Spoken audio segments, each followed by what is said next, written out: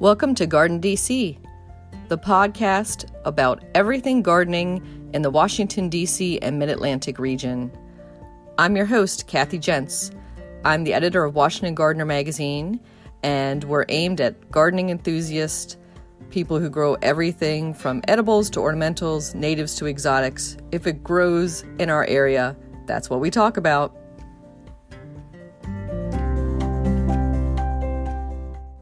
Welcome to episode 177 of the GardenDC Podcast.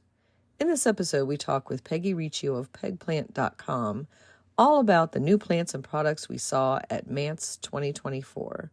The plant profile is on Tillandsia, and we share what's going on in the garden, as well as some upcoming local gardening events in the What's New segment.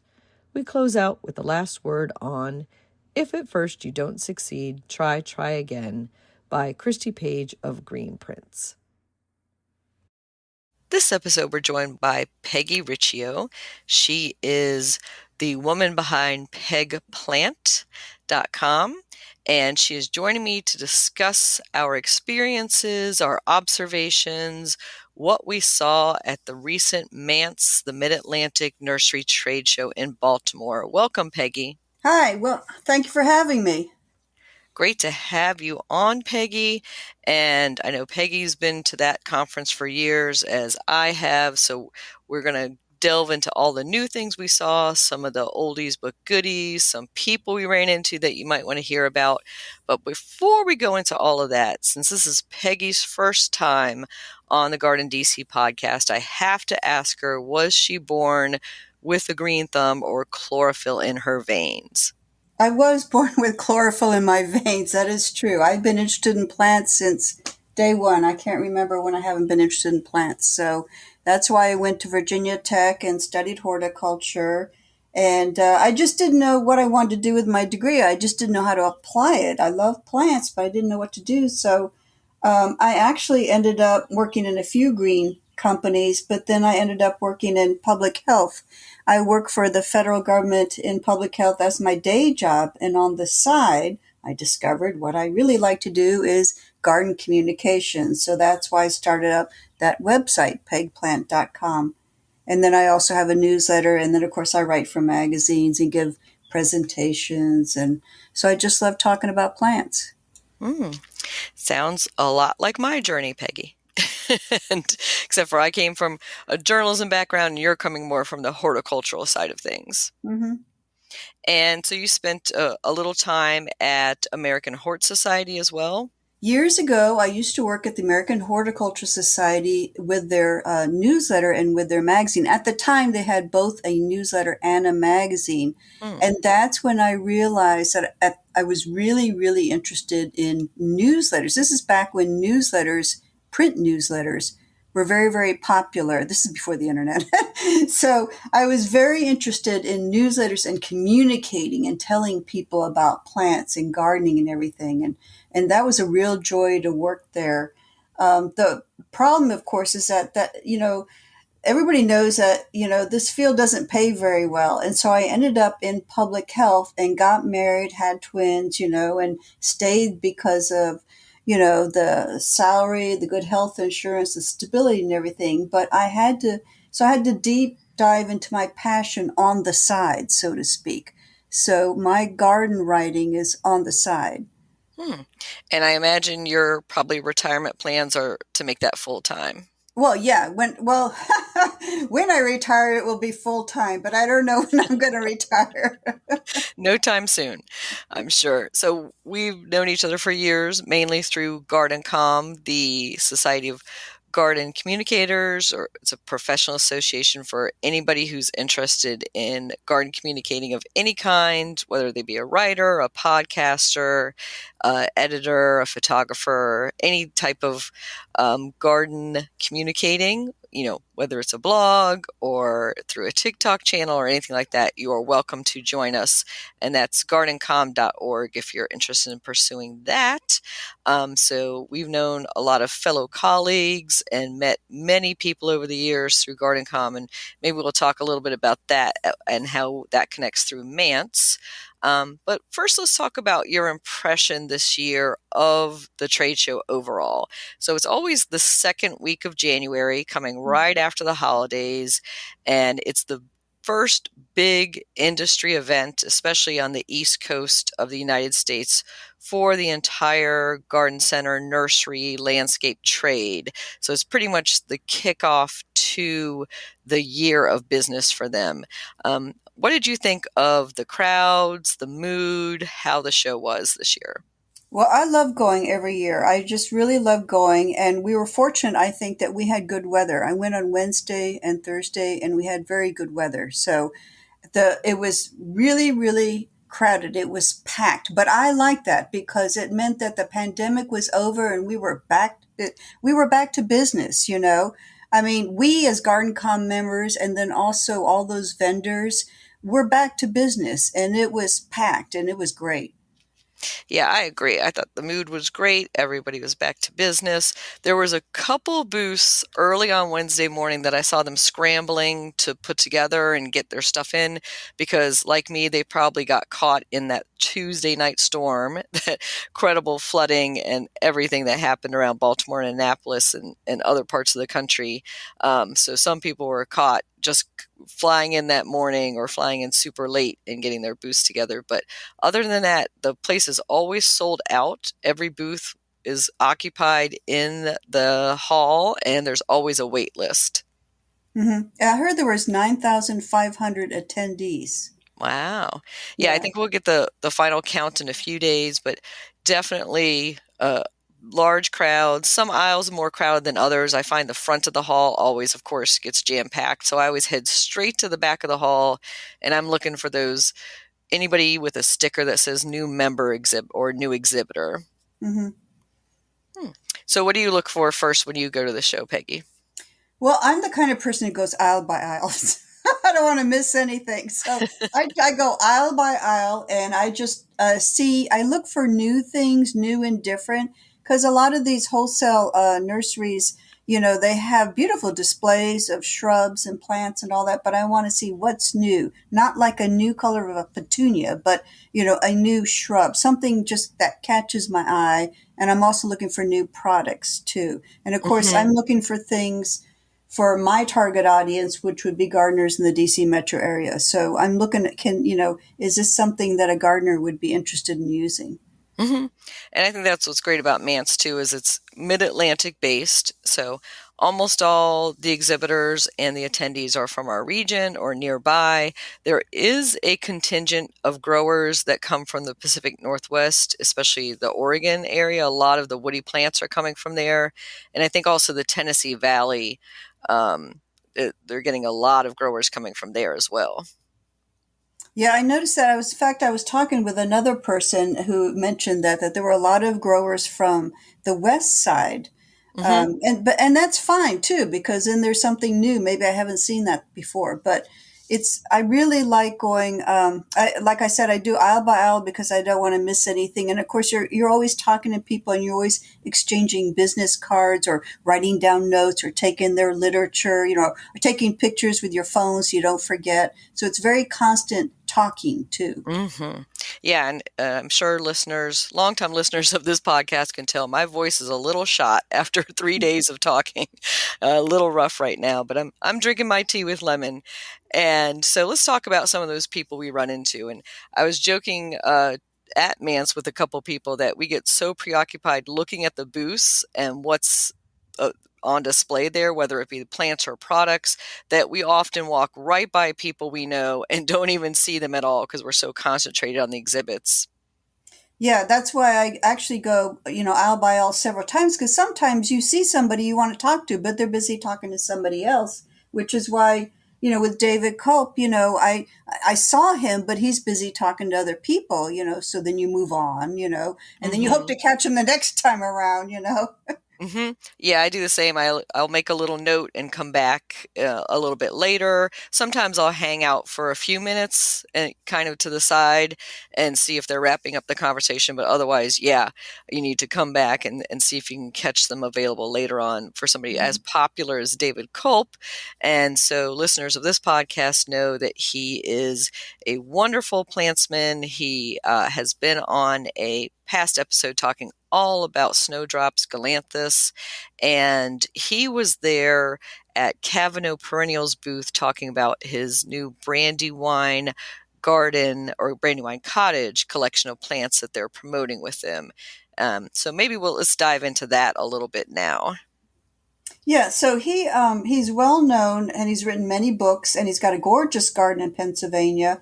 And his book called A Year at Brandywine Cottage, that's the inspiration behind this line of Brandywine Cottage plants that Cavano's is going to be introducing. And it's a lifestyle collection corresponding to the themes and experiences expressed in David's book.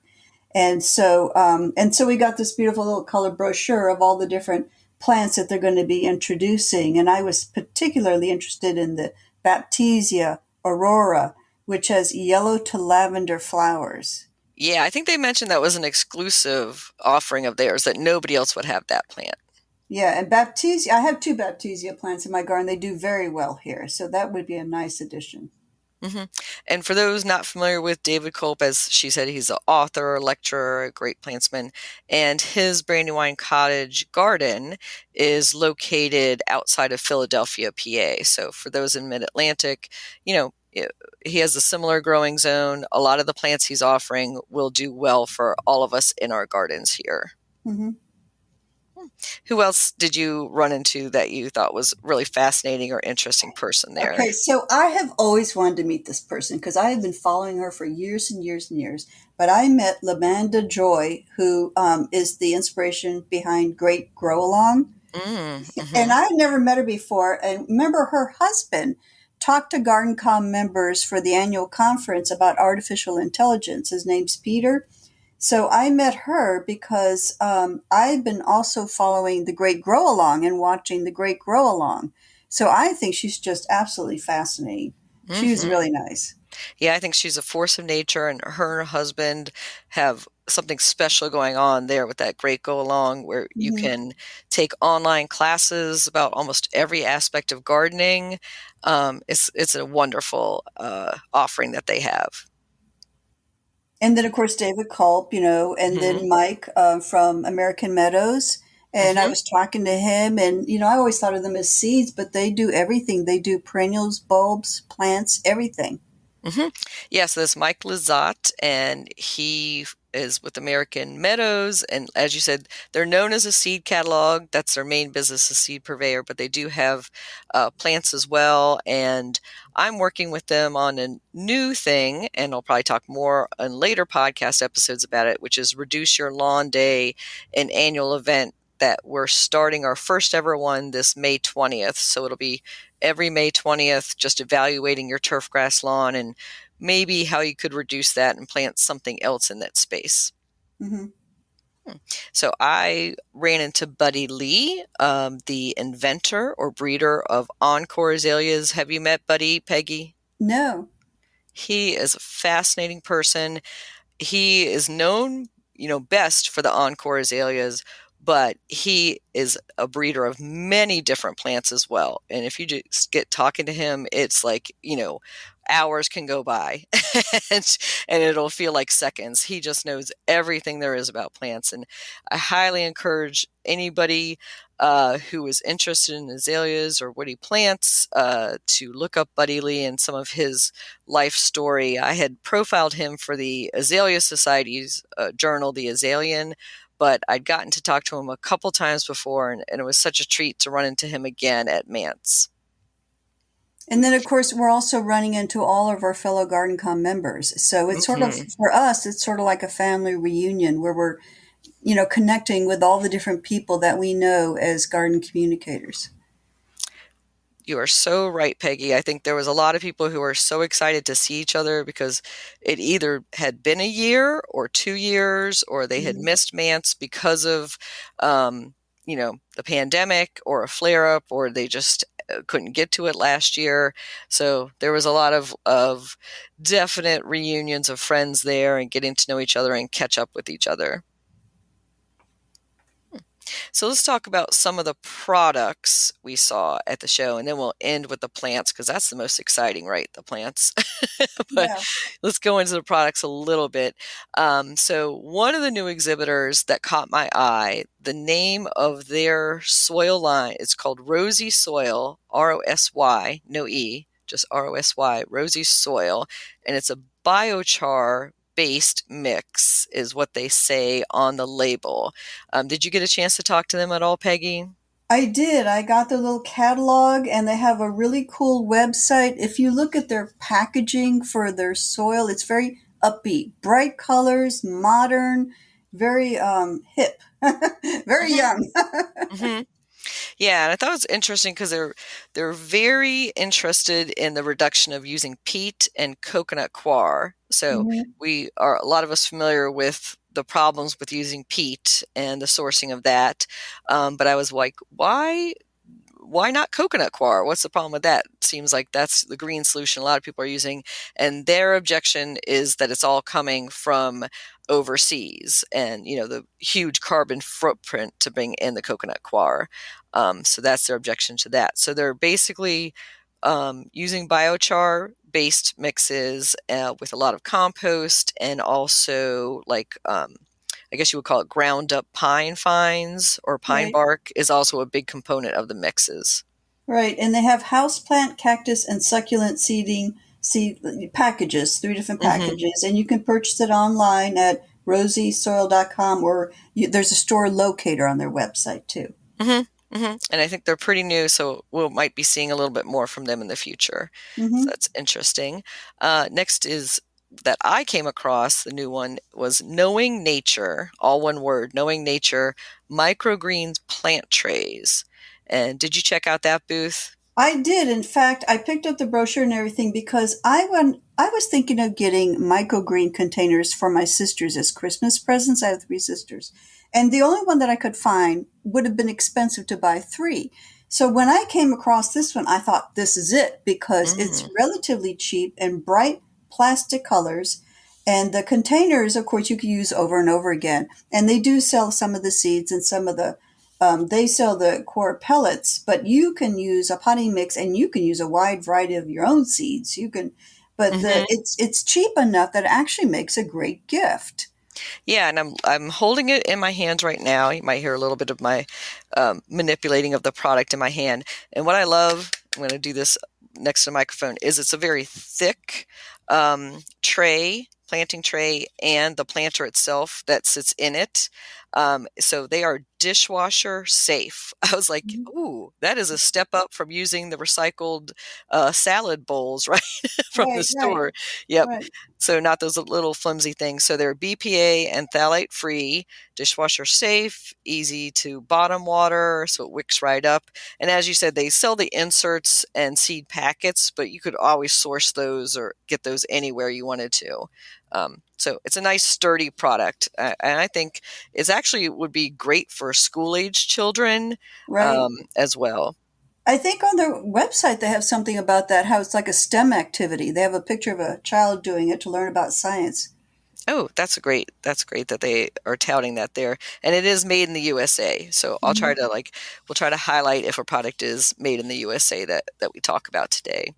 So next one that I came across was the OASIS Forage. Did you check those out, Peggy? I did see them and I said hi to them. I just didn't pick up any of their stuff because I don't do any flower arranging.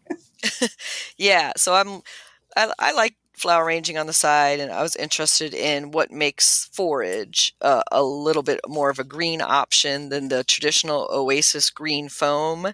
Mhm. So if you've ever done any flower arranging projects and use that kind of green foam block or cut it down to size, you're familiar with that. So now they're offering forage, which is a little bit more earth friendly.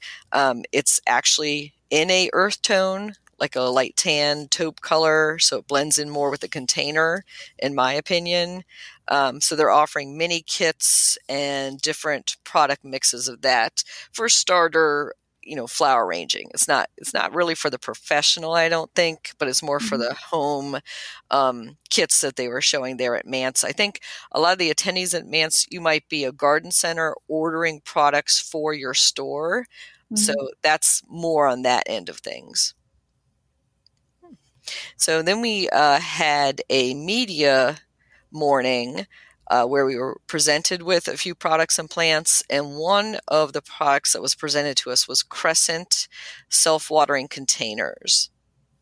Yeah, and I really like Crescent. I happen to have two Crescent containers myself, and they did very well this summer. And so the one of the ones that they were talking about is they're producing a new window box shape, so you can use it as a window box. And the Hmm. great things about this Crescent, well, you can get self-watering ones, but you can also get they're heavier and they're kind of like insulated so that you can often grow something in there over the winter, which is Hmm. what I like about them. They don't just stand there vacant and empty over the winter. You can put Hmm. things in them. And mine are full of pansies right now. Yeah, and I like that they're both indoor and outdoor. So, Yeah. say if you were an apartment building or a business with a lobby, they're gorgeous planters for that use. And that's, you fill it up with a hose in the reservoir, and then it has a wicking system. And I think Hmm. she said it was about 6 weeks till you have to fill it up again. So, that's convenient for a lot of people, especially if you have a lot of house plants, Right, if you wanted right. to use it indoors. But for me, I was thinking of outdoor use and even vegetable gardening. Right. So one of the GardenComm members says she uses it for her zucchini. But what I did is I have it on the deck and I planted several agastache plants because I want to attract hummingbirds. So I had hummingbirds coming to the agastache plants in this large rim container. It's called a rim container. It's several feet tall and a couple feet wide. And so I could watch them all summer long through the bay window. And then in the other one, the nest, the long one that's called the nest, it's actually raised up so you don't have to bend over. And I had several bush bean plants growing in it, so I could just easily step out and harvest beans whenever I wanted them. Oh, cool. Yeah, they're pretty good sized containers. So they're Mhm. not going to be, inexpensive. They're meant to last, and they're good looking, and they're something that a lot of landscape architects and designers in the industry are purchasing for their clients. But you could find out more at the Crescent Containers website, and it's Crescent like the crescent moon, or I Mhm. guess crescent rolls that you have at Thanksgiving. So you can check those out yourself. And another product that was presented to us at the press briefing was the Magic Gardener, and I think it's mycorrhizal powders. Right. It was a large tub. It was actually quite generous of them to give a large tub to us to sample. Hmm. Um, I think, though, that you can order it online. The website is just mycorrhizae.com, and you can order it online. Interesting. Yeah, so I was looking up, it's biological disease control, and it's a concentrated powder. What I thought was interesting when he talked about the concentrated powder and it's not like some liquid immersion in a bottle is he said that it actually lengthens the shelf life of those products. And that perked my ears up as somebody who has things on their product shelves, for 2 or 3 years and you don't know whether it's good anymore, like your old mosquito bits or dunks. So I'm always interested in what the actual expiration date and efficacy of some of these products are. That's true. You usually don't see an expiration date on some of Hmm. these things. Yeah, so I thought that was interesting. And he says the Magic Gardener is a broad spectrum biological fungicide and bactericide used to control or suppress diseases caused by plant pathogens, microbes for residential home and garden use. So this is being um, an industrial or trade product that they're now packaging under the Magic Gardener label for the home gardener. So he was saying that a lot of people, professionals, have been requesting for years a home garden product, and that that's new to the home garden trade, but it's been used in the profession by horticulturists for, years, if not decades. So maybe it would be good for powdery mildew problems that we Mhm. have here in this area. Yeah, he had mentioned that as one of the issues, and several other things. And it's supposed to be all natural formulas, but I would check it out. I haven't used it myself. I haven't heard of anybody using it for the home garden, so I'll be very interested to hear people's results and experiences on that. So the next thing I came across, we didn't get this as a press presentation, but they left samples in the press room, was called FOOP, Foliar Mist, and FOOP. And from what I can tell, it's fish poop in a spray form. So I was like, oh, this is interesting. And that it's a foliar spray. And then the second thing that caught my eye, Peggy, is it's from my zip code, 20910. Really? I was like, how do I not know these FOOP people? So I'm eager to test this and try this out. Sounds like it's for houseplants and foliage plants. And to get some nutrients back in there. So we'll see how it works. You should spray it and see what it smells like and see if your cats like it. I actually smelled it. It does not smell like fish poop. Oh. It doesn't have a strong smell. I think they have a little bit of essential oils in there to cover up some of that scent. But yes, I will definitely test it on a little house plant and see if the cats react, because they're chewing on enough plants without them being attracted to fish smell as well. So yes, that will need a little bit of testing before I actually start using it widely. Any other products that caught your eye on the show floor? For products, there's another one. It's actually a plant food. It's a liquid concentrated plant food by a company called Flourish. And it caught my eye because, again, it's a young, new company, woman owned, and they have a very hip, interesting website. And this is a concentrated plant food that is all organic. It's in an eyedropper bottle. So you just drop a few dropfuls in a container, you add water, Ingredients are from food byproducts like industrial fishing and cornmeal production. And it's a 332. And then the website is flourishplant.com. When you go to the website, you see that you can actually do a subscription system, so you have it automatically sent to you. But then they also feature common houseplants and give you cultural information on common houseplants. Yeah, so I remember seeing it last year at the show, and it was more presented like as a leaf shine or cleaning product, but it also assisted the plant. So it's interesting. So if you're one of those people who likes to pet your houseplants or really groom them and get in there, I think this is a great product. Yeah. Let's turn to some of the cool plants we saw. So that's always the most fun, I think, of MANTS, is because it's the dead of winter. Sometimes it's icy outside, sometimes not so nice. And it's so great to be immersed in this trade show full of beautiful plants, many of them forced into leaf and bloom just for the display for those 2.5 days at the show. So did you want to go into Waverly Farm and their finished hedges? They gave a presentation to GardenComm, to media people. So they produced finished hedges that you can order, and then they dig it up and they deliver it to you and plop it in, and you have an instant hedge. Yeah, I was very interested in, because they were growing them.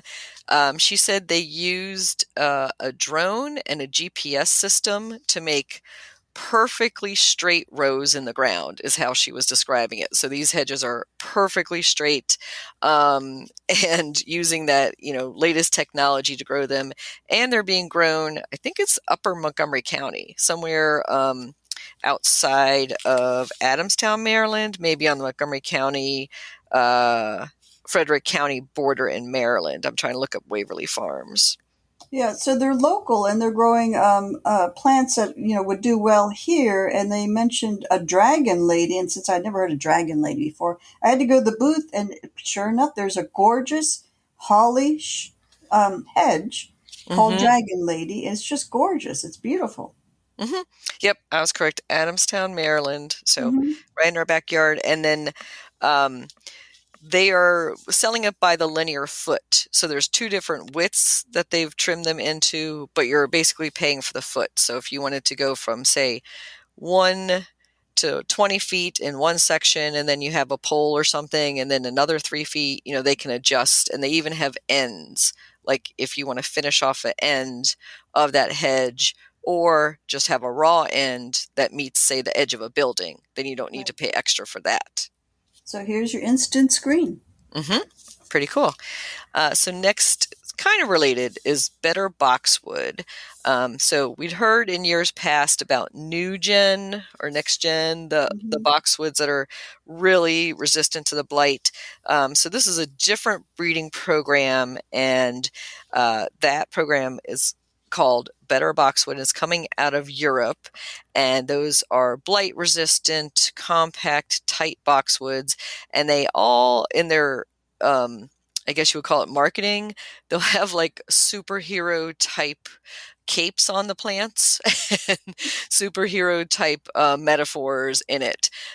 So very interesting. If you are a boxwood aficionado and you're heartbroken about some of your boxwood losses, then I would say check out the Better Boxwood line.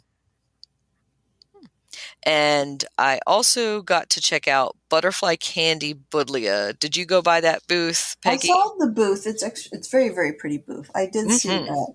So what is I know people are concerned about that plant because it being invasive and all that, but I'm assuming that these are sterile or something. Yeah, I had to do a little digging. It didn't really say it in the marketing material in the booth, but this is what I did find in the research. It says, no seeds or fruit have been observed to date on the butterfly candy buddleias. So this is a series of buddleias of 5 varieties and colors right now. They're compact. They're just 2 to 3 feet tall and wide. So you could grow them as a container. You could grow them as a little hedge or just as a specimen plant, like in your perennial border. Um, and the butterfly candy name, they are doing a huge, massive marketing campaign behind it. They've got really cute logos and stuff. Of course, they're giving out candy to humans, not to butterflies, at the show to promote the line. But the point of the line, of course, is full color, lots of blooms, and that they are not guaranteeing the sterile status, but in their experiences so far, they have been sterile plants, which is good to hear. So definitely something I was concerned about as well, Peggy. Yeah, yeah. Well, that's good to know they solved that problem. Hmm. And they're beautiful plants, and they're blooming up a storm, and they're going to be marketed like at your local Walmart type stores, Home Depot type stores. So you're going to see a lot of butterfly candy everywhere, probably this summer out there. And so the next one that I just fell in love with, and this is from my conversation with Buddy Lee earlier, is the Autumn Moonstruck Azalea. Are you familiar with that, Peggy? No, I didn't see that one. So that is an azalea that's got a double flowering white flower. So just Hmm. that. I love double flowering azaleas, is gorgeous, but it's variegated foliage, has kind of like a chartreusey green to yellow border on the leaf, and it's evergreen. So an evergreen azalea with variegation, and it's reblooming. So you have both the variegated foliage and the blooms to enjoy all year round. I will say one caveat, this is being bred in the deep south, and we're kind of the northern line here in the DC area, Peggy. I would Mhm. say once you get too much above, say, Gettysburg, you're probably not going to be able to grow this plant.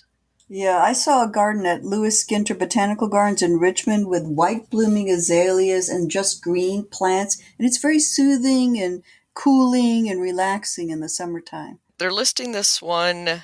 I think they're saying zone 6B, but I don't know. I think it would be marginal for a lot of people. But yeah, a lot of the evergreen azaleas are coming out of the southern breeding program. So Hmm.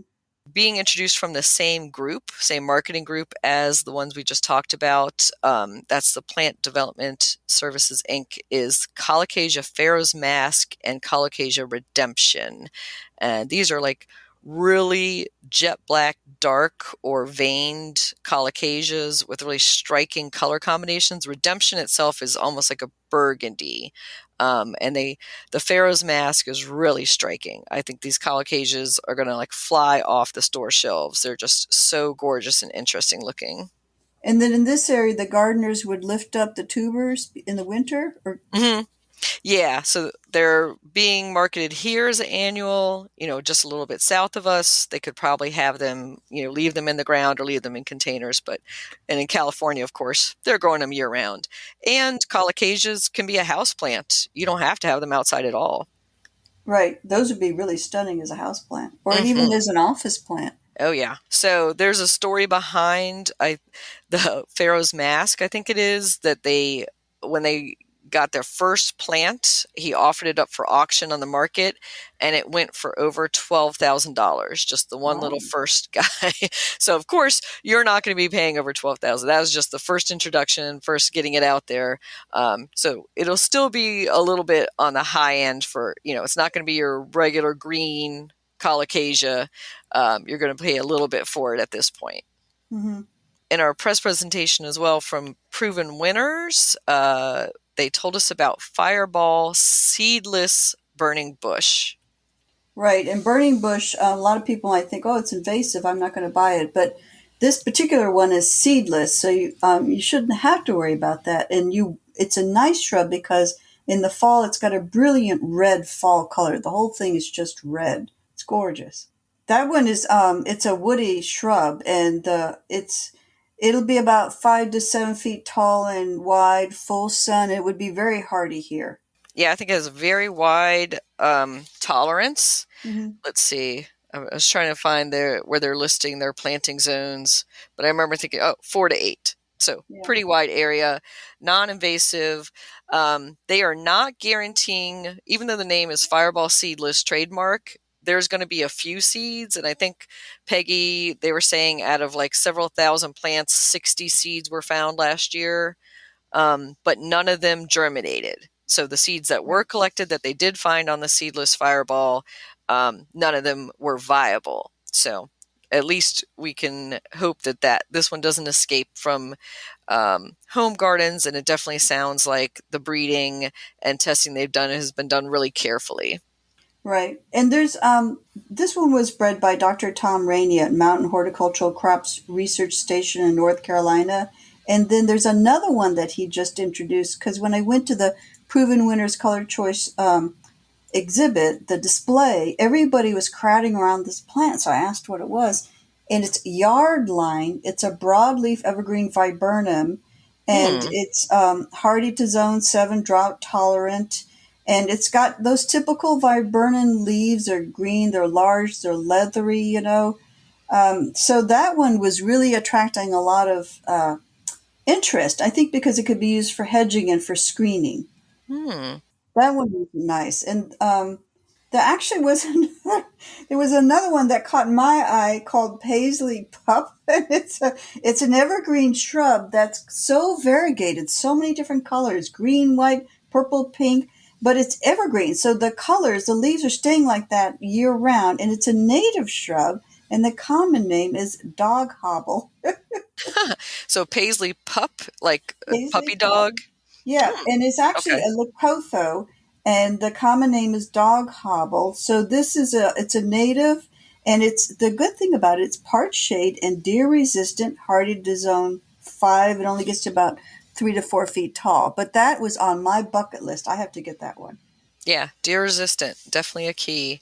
Yep. And one of the things I caught my eye at Proven Winners was the Art and Soul Mangave collection. Oh Um, yeah.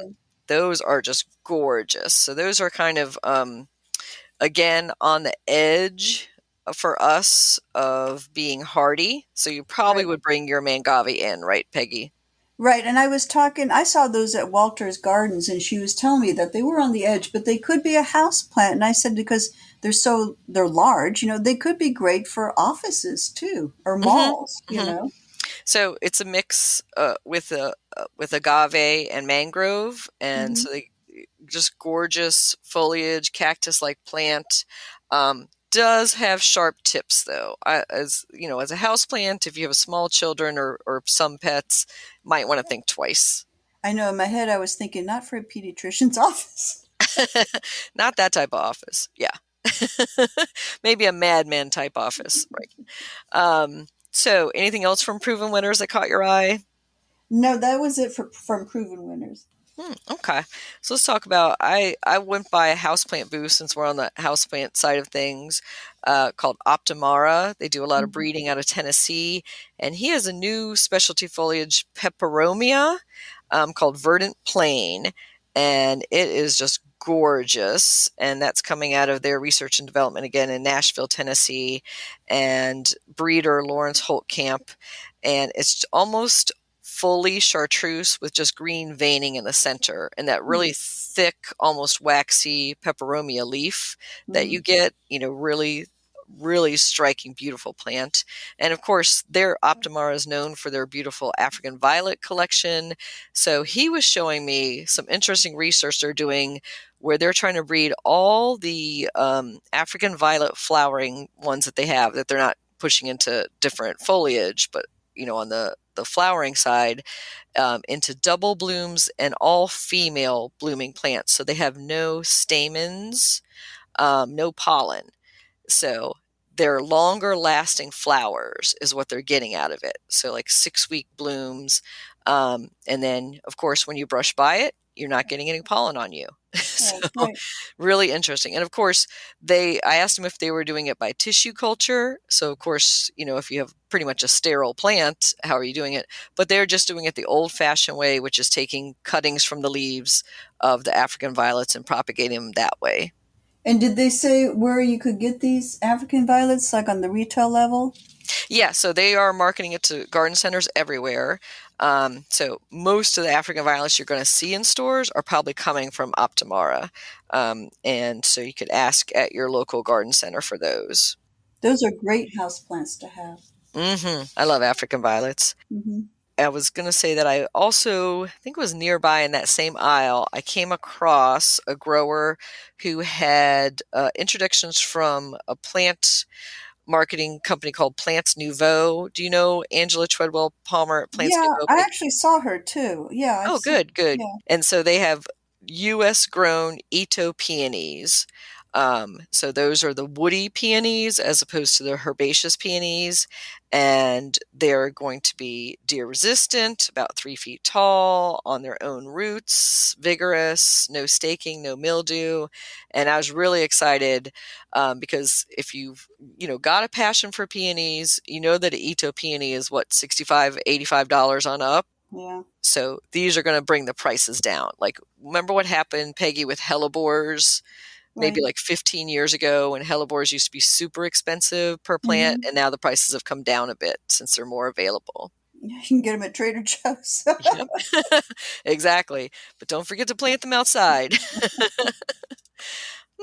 How about Bailey's? They're another big plant breeder and marketer, and they had signage all over MANTS. Like every escalator you went up, you saw Bailey's plants being advertised on those. Yeah, they were pushing their new Eclipse hydrangea, which is very, very dark purple, almost black foliage and large cranberry colored mophead blooms. And according to the brochure, this dark foliage should stay dark all season long. And this is hardy to zone 5 full sun to part shade. Gets to be about 3 to 5 feet tall and wide. So this is something where you could put it in the garden, but you might also want to put it in a large container by itself. And I think it would be stunning if you had 2 framing your front door.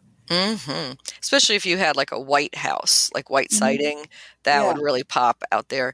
And I thought what was interesting that one of their marketing signs said, use it in the light or in the dark, meaning combine it with dark plants. So dark on dark. So everything in the container are those dark tones like burgundies and blacks, or transpose that and have that as like the filler, a dark filler in the middle, but have light things around it. You could actually transition it to be a Halloween plant if you kind of cut off the blooms. You just had the dark foliage and it was in a container and those little orange pumpkins. There you go. Oh, yeah. It's very dramatic. So Hmm. we were lucky enough to visit Bailey Nurseries outside of Minnesota, Minneapolis, Minnesota, sorry, last August with the garden communicators. And we each got a sample of that plant. Did you take one home, Peggy? No, I didn't take one home. I didn't think it'd make it on the plane, but he's very, very supportive of GardenComm, so I can always just email.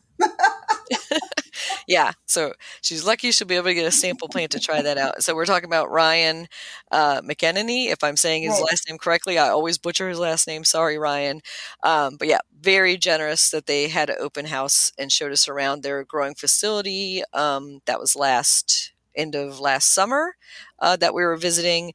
And what I was amazed at, Peggy, at touring that growing facility is they are literally right there on the Mississippi River, and they're planting the plants directly into the ground. Like when they say liners, they mean lining the ground, not in pots. So they're digging them and then potting them up and then bringing them to the nurseries or garden centers. Yeah, they have a huge operation, and even though you think hydrangeas, they actually grow lots of other plants too, Mm-hmm. lots of other woodies and perennials. And so I picked up their catalog of what's new for 2024, and they do have two new baptisias. So I was looking at their baptisias again, and I might have to get those too as Mm-hmm. well. Yeah, always tempting things in the Bailey's catalog to check out. Any other new plants that caught your eye this year? So Star Roses and Plants always has a beautiful exhibit, and they have two Mm-hmm. new Mahonias. And the reason why it caught my eye is because I was just at Green Spring Gardens, which is here in Virginia. It's a public garden, and they had some Mahonias. And Mahonias are broadleaf evergreen shrubs that bloom in the winter with yellow flowers. So they're really good for winter interest. So these two Mahonias, this is in their bloomables line, which are shrubs that bloom, and Mahonias, usually they're big, but Mm-hmm. these are compact. So there's one called Groovy Glow, where the new growth in the spring is burgundy. Usually the leaves are green. And the flowers are red, orange, and yellow from fall to winter. And of course, these are shade tolerant, deer resistant evergreen shrubs, hardy here, of course. And these are compact, 3 to 4 feet. And then they have another Mahonia called Funky Flow, which has green leaves, but bright yellow flowers in the winter, and again, shade tolerant, deer tolerant, compact. So these are something to consider for winter interest. We're laughing a little at some of the names, but you have to have these memorable, funny names, some of them, because there's so many new plants being introduced to the market, things can fall through the cracks. So sometimes they'll do themes, like you're just hearing some like kind of hippie type names. Sometimes they'll do name it after a family member or somebody famous, or they'll just base it on the colors or the size of the plant. They also have new oak leaf hydrangeas, and that is a really good plant to have here in this area. It's very hardy, nice fall red foliage. So they have Autumn Reprise, which has dark burgundy foliage, Mm. and then they have Little Annie, which is very compact at 3 to 4 feet, burgundy fall foliage. Flowers are white, aging to dark pink, which Hmm. would be really nice. I love the dwarf oak leaf hydrangeas because the straight species oak leaf hydrangea would probably be about half my back garden, just one plant. Yeah, mine are huge. They can get so big, but they're such great plants and, real good doers, and you don't really have to do much to them. No, and they're native and they attract the bees and the pollinators. Anything else that caught your eye at the show this year, Peggy? The only other one is a new line of hellebores. It's called the Rockies, and it's from Must Have Perennials. And these are bred for the foliage, not necessarily the flowers. They do flower, but they were bred to have very interesting foliage so that you can add these to your shade gardens, and then you'd have that unique foliage interest all summer long. Deer and rabbit resistant. So there's 6 of them, and they got names like Hollow Top Mountain, Pikes Peak, Snowshoe Mountain, Table Mountain, all hardy to zone 6. So it's different kind of hellebores where you're planting them because they have such beautiful foliage, and they're there all summer long. You don't, it's not just for that kind of winter spring flower and then it's gone. Yeah, it sounds like a great alternative to if your hostas are getting eaten down to celery sticks by the Right. deer. This sounds like a good foliage for deep shade. Yeah, it is. It's deer and rabbit resistant. Hmm. And that's from Must Have Perennials. Their website, I think, is musthaveperennials.com. Thanks, Peggy. Thanks for sharing that. And thanks for sharing your experiences at MANTS and the highlights and going over some of the great things we saw in introductions. We'll try to have some of those links in our show notes up a few days after this episode goes up. So, Peggy, how can our listeners contact you if they want to find out more? Oh, they just come visit me at pegplant.com, which is an online resource for gardeners in the DC metro area. You can always just send me a message through comments or about. Great. All right. Well, thank you so much, Peggy. Thank you.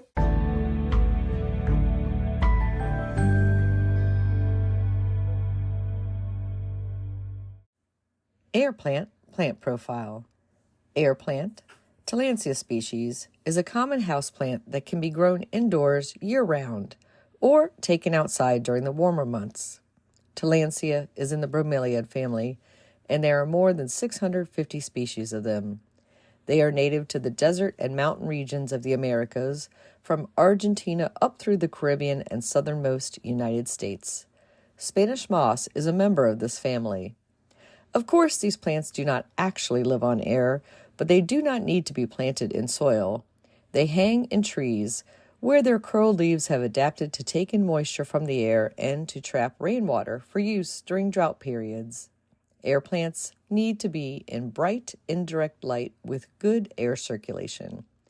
To water them, submerge them in a bowl of room temperature water for a few minutes, then drain them and then place them back in their display spot. Water them weekly and mist them in between waterings as necessary. Tillandsia, you can grow that.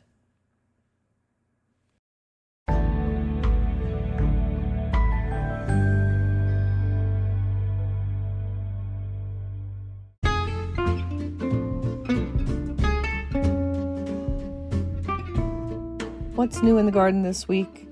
Well, I have some winter jasmine in bloom, as well as a few hellebores peeking out, and the heathers are starting to bloom as well. And as we start off our season 5 on the GardenDC Podcast, I thought I'd add to this What's New segment a few garden tasks you can do in the garden this week, if you are listening to it in real time, of course. So I share a garden tip of the day every day on our social media at WDC Gardener, on Twitter/X, on our Facebook page, and to our Washington Gardener Google group. So I'll adopt some of those into this podcast. And some of the tips we shared this week include to fill in if you have any grade issues in your garden. This is a good time to fill soil and let it settle over the winter months. You can also check if any of your pathways need filling. Say if you have pebbles or bark or anywhere that's starting to get bald spots in a pathway, this is a good time to walk around and check those and fill that in. And then finally, it's a good time to walk your fence line, especially if you have deer netting that can get saggy and bend over, say if a tree branch falls on it, or if we have a heavy snow. You definitely want to check that and repair that right away so the deer don't find that entry point. In the local gardening world in the greater Washington, D.C. area, a couple upcoming events you might want to attend include Roses to the Rescue, using roses as problem solvers and containers as ground covers and for privacy. This is a talk I am giving to the Potomac Rose Society virtually online, and that is on Sunday, January 21st at 2 p.m. You can join PRS at potomacrose.org and sign up for that link there. And our upcoming seed exchanges are coming up quickly. They are on January 27th. That's a Saturday, starting at 12:30 and going till 4 p.m. at Brookside Gardens in Wheaton, Maryland that day. And then on the following Saturday, February 3rd at Green Spring Gardens in Virginia. And you can find out more details about that at washingtongardener.com. gardencom.blogspot.com or in our latest issue of Washington Gardener magazine. You can also find details there about our 18th annual Washington Gardener magazine Garden Photo Contest. The entry period is January 1st through 21st, and our rules are that the photos must have been taken in the past calendar year, so sometime in 2023, and within a 150-mile radius of the U.S. Capitol. So they can be taken with an iPhone, taken with any type of equipment you want. We've had amateurs win, professionals win. We have 17 winners with one grand prize included in that 17, and then a first through third and an honorable mention across 4 categories. And again, find out more information about that in our latest issue of Washington Gardener magazine or at washingtongardener.blogspot.com. And I wish you all happy gardening and a happy 2024.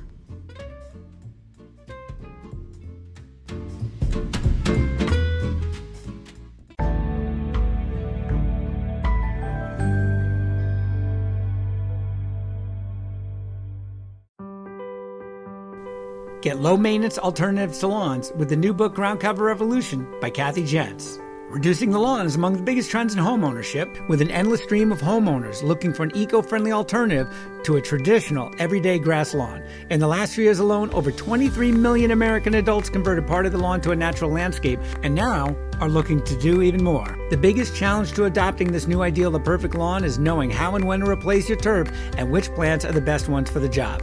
Ground Cover Revolution is here with all the answers you need. Included are 40 in-depth profiles of plants that are perfect choices for replacing a grass lawn. There are options for sun, for shade, for dry and wet sites, and for various climates around the globe. There are choices that bloom, options that are evergreen, and selections that are deer-resistant. Author Kathy Jentz has also included an incredibly useful chart that gives you all the details on each of the 40 choices for quick reference and to make your ground cover selection process even easier. Whether you want to replace the entire lawn or just reduce the amount of land dedicated to turf, Ground Cover Revolution will help you usher in a new and improved idea of what a beautiful lawn should be. Available at bookstores now and also at Quarto.com, where you can get 30% off using discount code GARDENING30.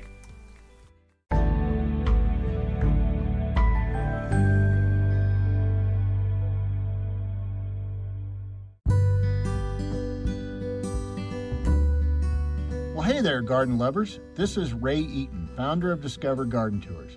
I'm here to invite you all to join us next April and experience the beauty of Dutch gardening and horticulture on our Discover the Netherlands tour. Please join us and speaker, author, and social media influencer Kathy Jentz for this once-in-a-lifetime garden adventure.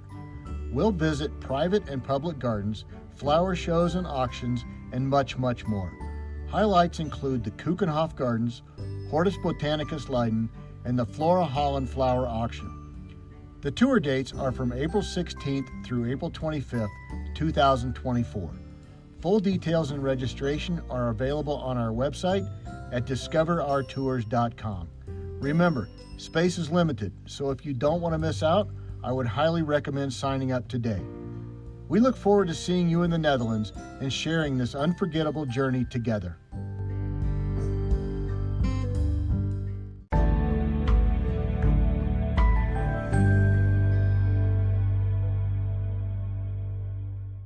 In the new book, The Urban Garden by Kathy Jentz and Terry Spate, you'll find dozens of inspiring and creative ways to grow flowers, shrubs, vegetables, herbs, and other plants in small spaces and with a limited budget. Whether you want to grow on a balcony, rooftop, front stoop, or a tiny urban patio, turn your growing dreams into reality and build a gorgeous and unique garden that showcases your personal style while still being functional and productive. With the ingenious ideas and resourceful tactics found here, you'll be maximizing yields and beauty from every square inch of your space while also making a lush outdoor living area you'll crave spending time in. Whether you're growing edible plants or beautiful flowers, the 101 amazing growing ideas found in the urban garden will turn your tiny urban yard into a treasure trove of green you'll be proud to share with family and friends. Buy your copy today at your local retail bookseller or order it online now at Amazon.com or bookshop.org.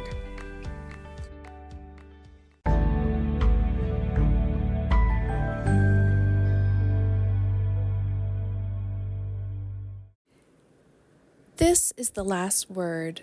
with Christy Page at Green Prince. Today, I'd like to read a story that really touched home to me, and that is Third Time, Not the Charm by Jan Spencer. Here's the story.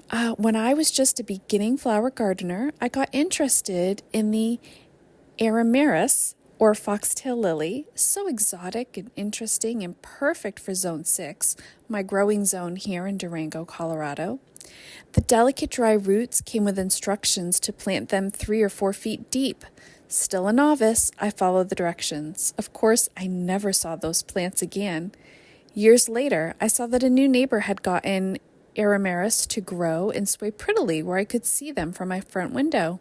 I tried again, only this time I planted them 3 or 4 inches deep. Still no luck.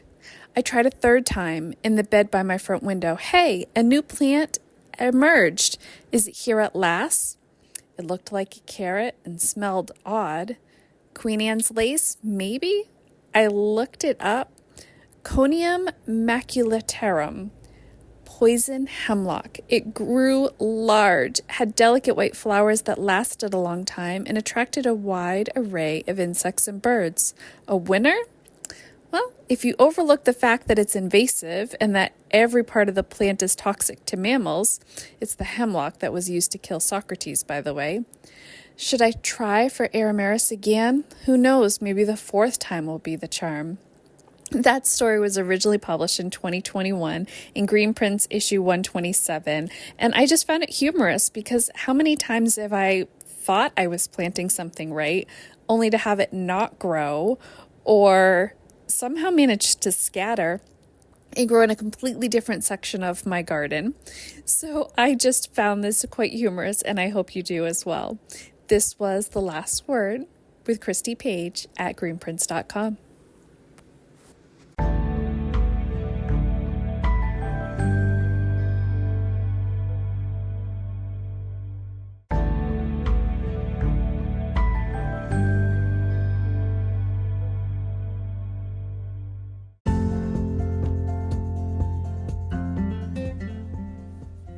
Thank you for listening to GardenDC.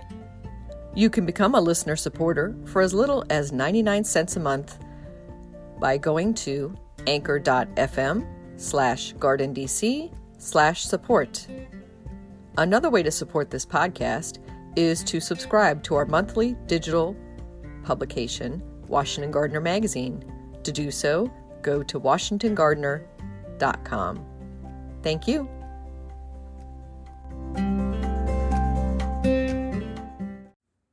Thank you for listening to GardenDC.